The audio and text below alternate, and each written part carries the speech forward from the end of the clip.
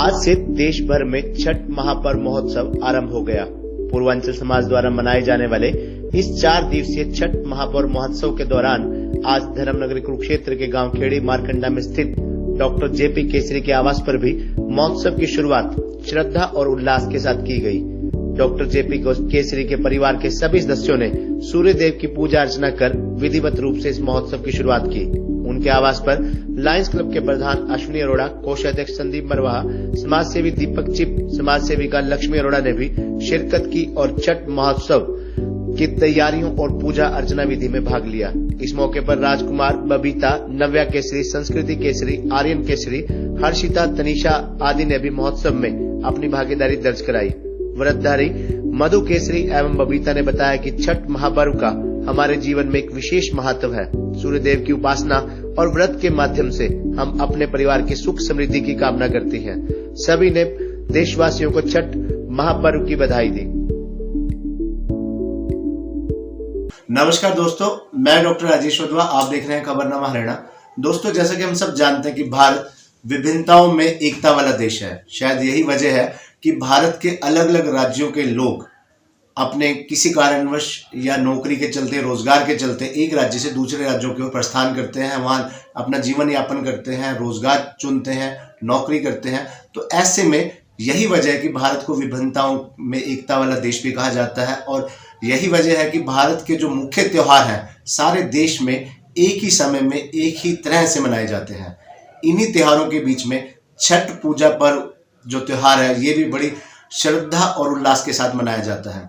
छठ पूजा पर्व की जो शुरुआत है आज से हो चुकी है। ऐसे में आज हमारे साथ मौजूद हैं डॉक्टर जेपी केसरी जी, जो कि मूल रूप से बिहार के रहने वाले हैं और पिछले कई दशकों से धर्मनगरी कुरुक्षेत्र के अब स्थायी निवासी बन चुके हैं।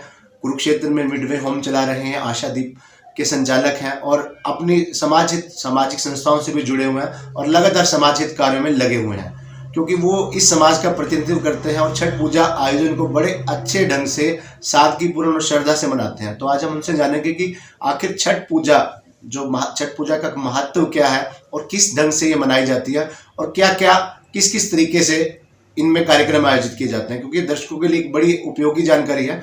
ये तो हम सबको पता है कि छठ पूजा उत्सव है। जो लोग इस समाज से जुड़े हैं, चाहे वो पूर्वांचल समाज से जुड़े हैं, चाहे बिहार के रहने वाले हैं, उन्हें तो अच्छी तरह से पता है।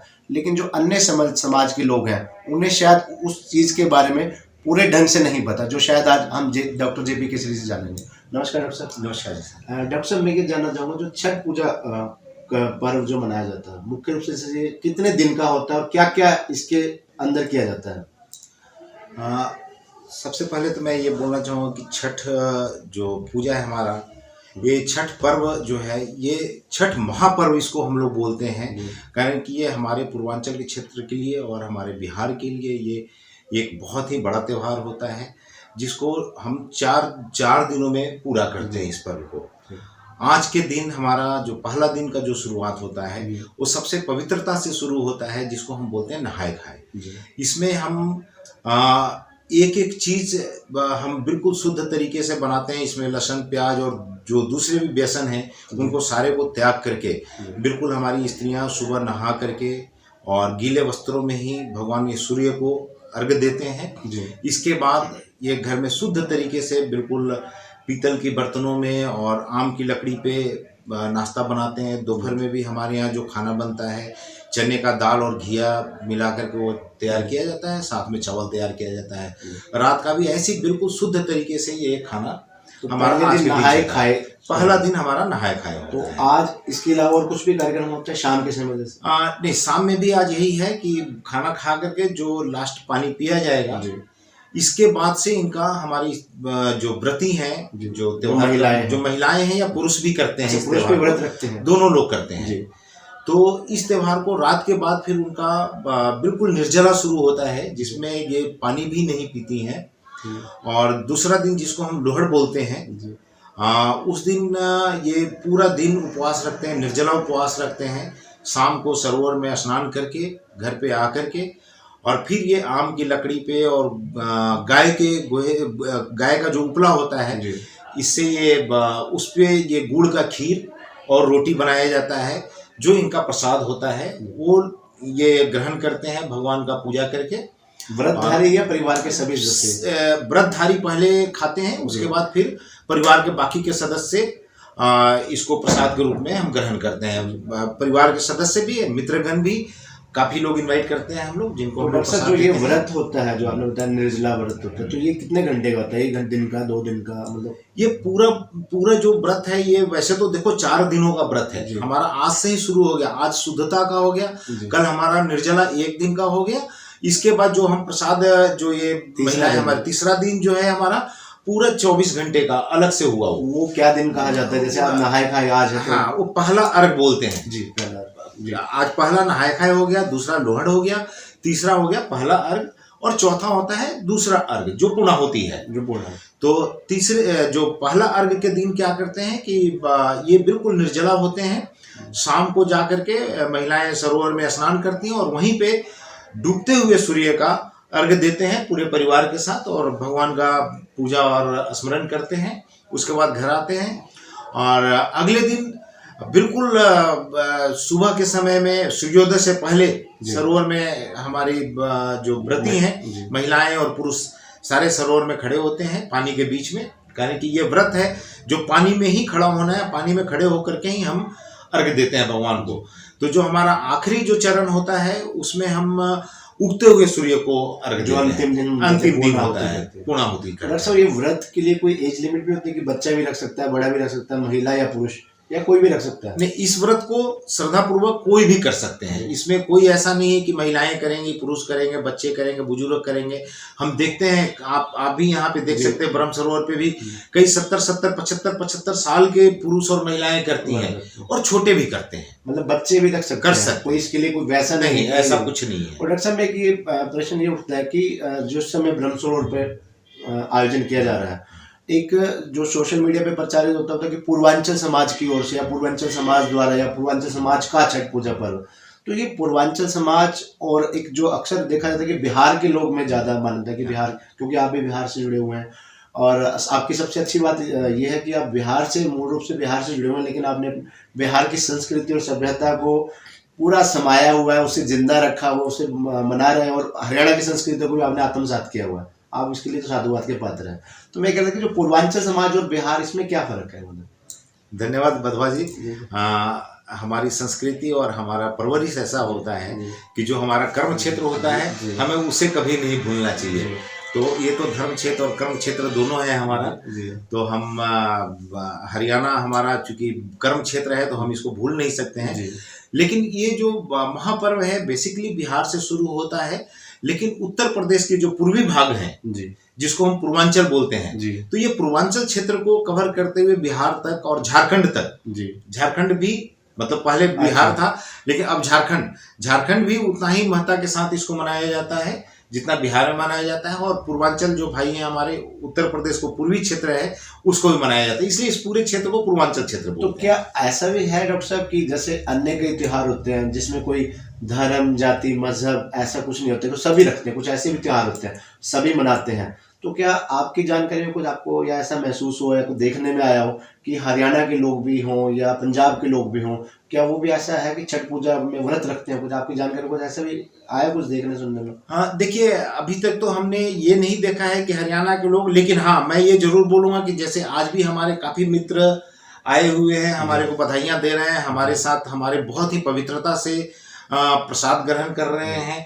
तो एक तरीके का ये मैं पिछले 20-22 सालों में जरूर देख रहा हूँ कि एक परिवर्तन आ रहा है, जो शायद हरियाणा के लोगों को ये पता नहीं था कि छठ महापर्व क्या होता है, लेकिन इसके बारे में जान रहे हैं और इसके बारे में बड़ी उत्सुकता पूर्वक और बड़े ही सम्मान की दृष्टि से देखते हुए वो हमारे साथ सहभागिता कर रहे हैं। जैसे डॉक्टर साहब, दीपावली भगवान श्री राम के आगमन की खुशी में मनाया जाता है, करवा चौथ महिलाएं जो है पति की लंबी उम्र की रखती हैं, तो ऐसे जो छठ पर्व है इसका मुख्य रूप से महत्व क्या है? ये तो सभी को पता है कि सूर्य देव का पर्व है, सूर्य देव की उपासना का पर्व है, तो जो व्रत रखते हैं वो किस ढंग की पूजा करते हैं, उन्हें क्या लाभ मिलता है या क्या वो उनकी इच्छाएं होती हैं, ऐसा कुछ? देखिए, हमारे पूर्वांचल के लोगों का ये विश्वास है कि भगवान सूर्य जो है वो तेज के प्रतीक हैं, ठीक है, और इनके व्रत करने से हमारे सारे दुख, दर्द और जो हमारी मन वांछित जो मनोकामनाएं हैं वो पूर्ण होती हैं इस व्रत को करके। और ऐसा नहीं है कि मैं पूर्वांचल का हूँ या बिहार का हूँ इसलिए इसे ऐसा बोल रहा हूँ, लेकिन मैं जरूर ये बात बोलूँगा कि जितनी पवित्रता के साथ, जितनी भावनाओं के साथ इस व्रत को हमारे यहाँ मनाया जाता है, शायद ही कोई ऐसा त्यौहार है दुनिया का जो इतनी पवित्रता के साथ मनाने की और इतनी लंबी अवधि तक। 4 दिन का। चलिए, धन्यवाद डॉक्टर साहब। थैंक यू सर, बहुत बहुत धन्यवाद आपका बदवा साहब। जी, आज हमारा छठ का पहला दिन है, नहान खान का दिन है, नहाए खाए की। आज हम नहा के सूर्य देवता को अर्घ देते हैं, उसके बाद किचन का काम संभालते हैं। किचन में क्या बनता है? पकोड़े, चटनी और रायता हमने सुबह बनाया और उसे हमने शुरू किया। पहले हम दोनों जो पर्वतीन होती है वो खाती है, उसके बाद घर के सारे सदस्य खाते हैं। और हमारे अभी दाल चावल दोपहर में बनाएंगे, दाल चावल सब्जी, और फिर रात को रोटी सब्जी खा के कल से निर्जला व्रत रखेंगे।